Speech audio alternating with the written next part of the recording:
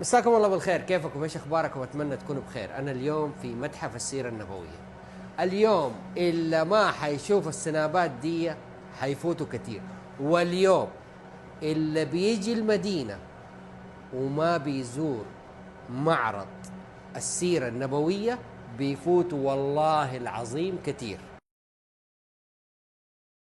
من أمام المسجد النبوي الشريف من جهة القبلة الجهة الجنوبية حتلاقي قدامك متحف السيرة النبوية. أول شيء قبل لا أروح للمواضيع المهمة حاوريك المدينة كيف كانت أصلا. تعال اتفرج معاي. هذا المسجد النبوي، وهذا بيت أم المؤمنين حفصة، أم المؤمنين عائشة.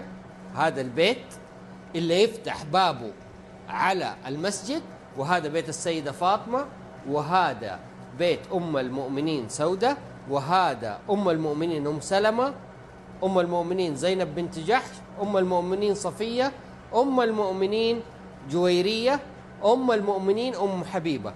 كل بيوت النبي صلى الله عليه وسلم من الجهة تقريبا من الجهة الشرقية. اليوم بيوت النبي صلى الله عليه وسلم لو لاحظت هذا بيت أم المؤمنين عائشة، وهنا الرسول صلى الله عليه وسلم دفن، وصاحبيه سيدنا أبو بكر الصديق رضي الله عنه، سيدنا عمر ابن الخطاب. هذه البوابة في بيت السيدة عائشة هي البوابة اللي يكون لها مدخل للرسول صلى الله عليه وسلم إلى المسجد النبوي الشريف.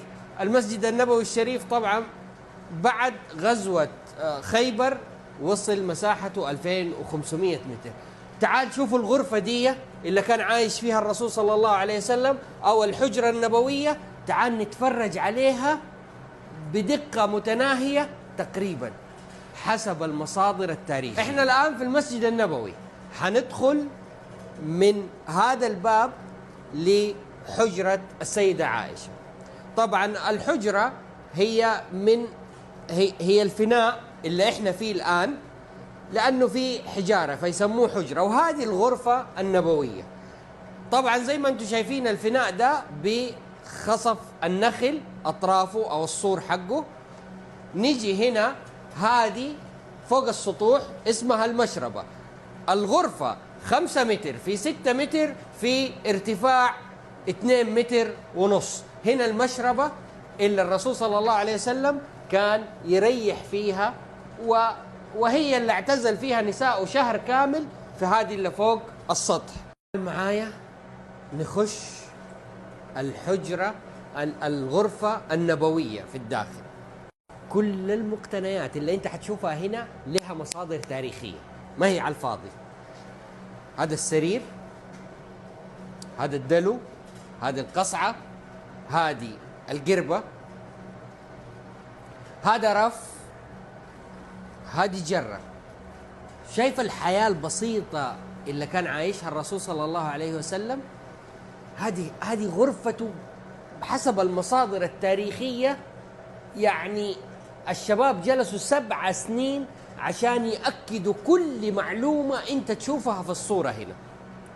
طبعا انا موقف الفيلم عشان انا اقدر اشرح لك، ولا هو انت لو جيت حتيجي وتخش تقريبا نفس المساحة وفي شاشات تعرض لك بالكامل الحجرة النبوية، بالغرفة، بالفناء ده اللي تشوفه، بالبوابة، كل شيء. رحلة متعة بصرية.